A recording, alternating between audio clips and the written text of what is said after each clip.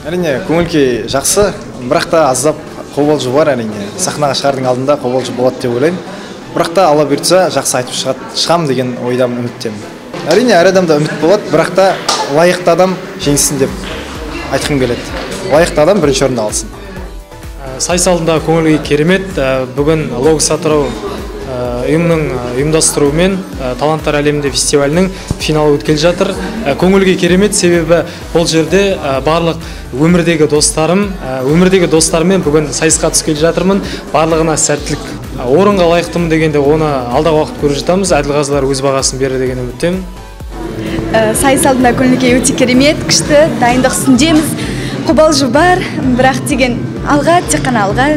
Таланттылар әлемде деген конкурс өте керемет конкурс. Ұйымдастырып жатқандар үлкен алғыс білдіреміз. Біз қазіргі таңда көрсететін көрінісіміз Мұхтар Шахановтың Тоқшылық атты өлеңіне спектакль ретінде көрініс көрсетеміз. Алла бұйыртса тек қана бірінші орын.